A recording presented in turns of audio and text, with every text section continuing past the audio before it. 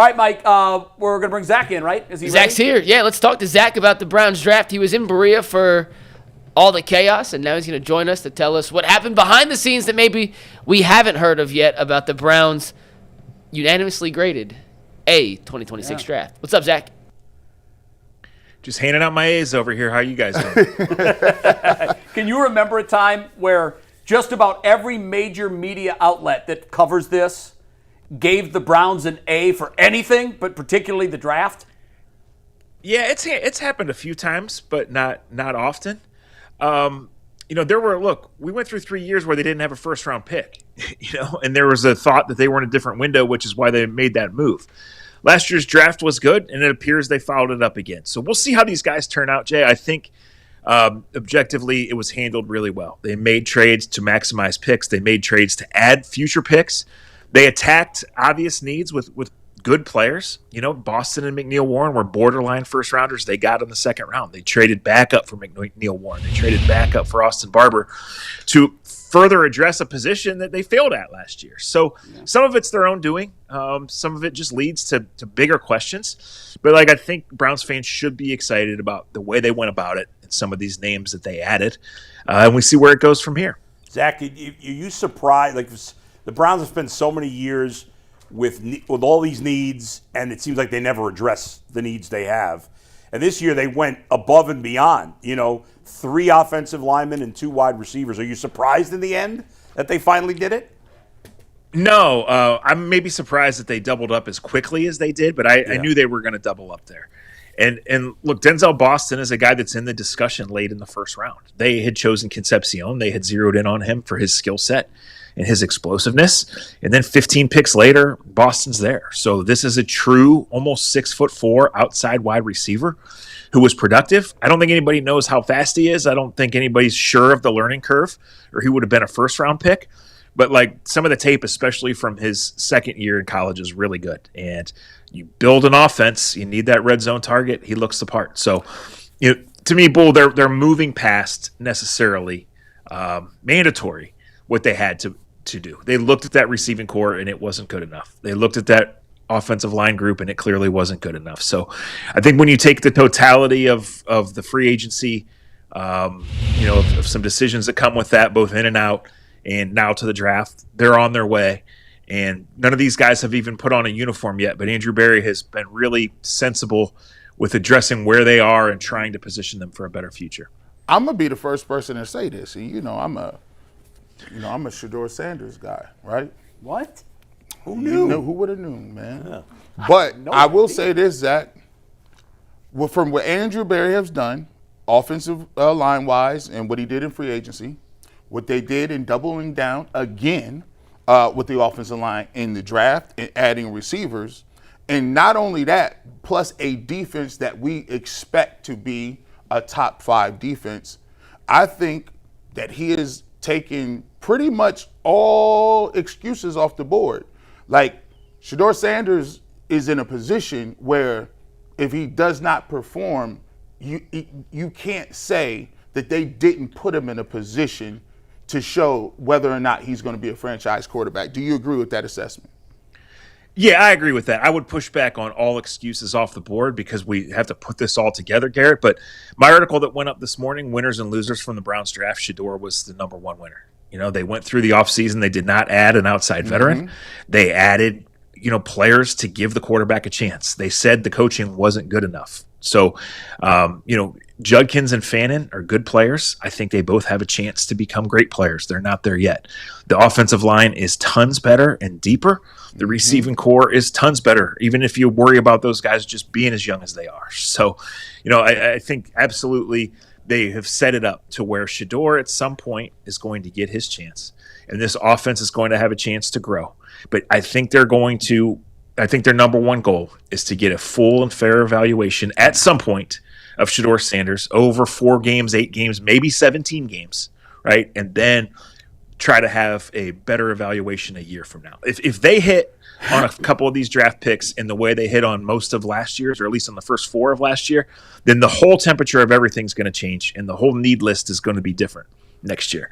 If it works with Shedeur, then you go draft whoever you want and you're excited and you're looking at a playoff contender. If it doesn't, then you trade 2 drafts and go get a quarterback. So in that regard, it's lined up that way. And I think that was always the intention, at least one of the intentions of doing this, because some of it was quite obviously just go get good players at positions of need because you don't want to be drafting in the top 10 every year. Hey, Zach, the draft coverage, the live draft coverage on the networks was special. Can you give us any insight, any stories, anything that they didn't talk about, things that were going on in the Browns draft room? Do you have anything like that to sort of fill in some color for the fans? No, I can tell you that they wanted McNeil-Warren. They thought he would go early in the second round, and he was certainly in the discussion when they turned in the pick on Denzel Boston. They just had Denzel Boston ranked the highest. So it was only maybe 5 or 6 picks later that they said he's still here. And they started going around and looking, like, what's the cost going to be? Where's an opportunity?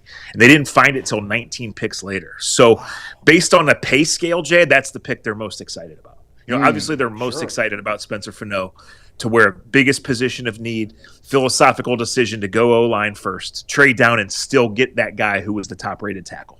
Right. So, but McNeil-Warren is there. Now, in the third round, some of these blocking tight ends that they wanted started to come off the board.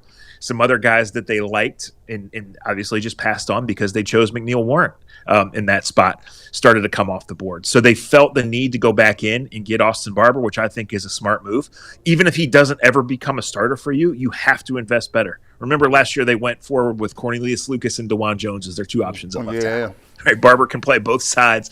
He can play guard if necessary. So the third day was about bonus picks and future picks, and Barber's that to an extent. But I think the McNeil-Warren is where they really needed to make the move.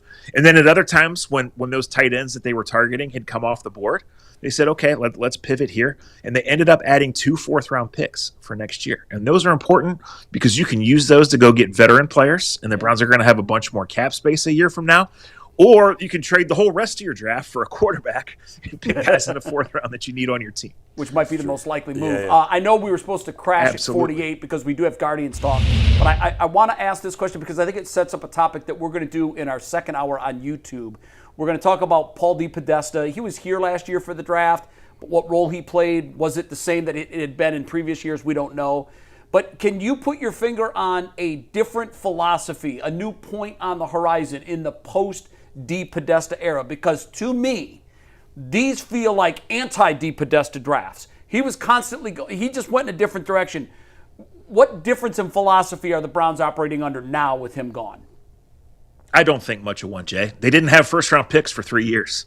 Right? No, I know. They've drafted guys who weren't any good. Even the later picks. It just we're going to talk about it in the second hour. We're going to talk about it in the second hour. But you don't think there's any difference at all? I don't think so. I think Martin Emerson. No, I think Martin Emerson was a really good pick. In his first 2 years, he was a phenomenal player, and then it fell off.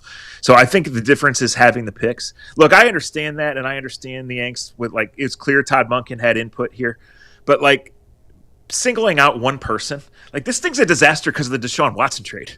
This thing's a disaster because they made a bunch of decisions otherwise. He's the chief strategy officer, though. Like, you got to go up to and that's the guy that's plotting your point on the horizon. When I just look at what we did at wide receiver when he was here, these guys were all flat busts. Every last one of them, there was a blind spot at evaluating wide receivers. Now, we're going to find out if these are the first play. 2 receivers they drafted in the top 70 picks. They never drafted a top 70 and to me, that is the single biggest difference. He didn't prioritize them. He waited till the 3rd round. They didn't have any top 70 picks, Jay. No, they did in his first year. No, in some of his years, they did.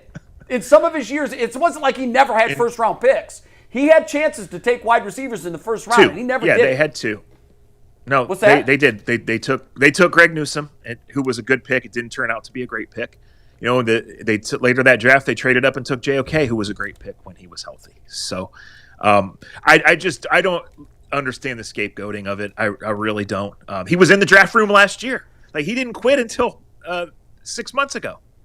I know, but do you feel like he had the same input last year that he did this year? Or, in previous years? Yes. Wow. He worked for this team for 10 years. His systems were in place and are in place. They have the biggest analytics department in the league, whether he's there or not. No, I understand that. But to me, it felt like I thought they pivoted last year with their draft. But it felt completely different from other years. And this year, I felt the same thing. I mean, we're going to talk about it in depth in the second hour. I don't think I'll find out if I'm on an island on this. But from some folks that I've talked to around the league, the writing was on the wall for him coming into last year's draft anyhow. He bailed when I think he saw what was coming. But we're going to talk more about that in the YouTube hour. But listen, we talked about your draft on Friday. I said if it hits, I think you should be an NFL GM. Give it some thought because you nailed that thing. You really did. Congratulations. You had a lot of picks that ended up being Browns. There's a predictable pattern in what they do. And it was a very poorly kept secret that they liked McNeil-Warren. So I think that was a good trade. And if he turns out to be a great player, then it's one of those moments you look back, just like getting Fannin, in the third round last year. So whoever gets the credit for that, Jay, or however it broke, I think each circumstance is just different. But these guys need to produce. That's true. It's on paper. So they had a really good draft last year. They need to do it again.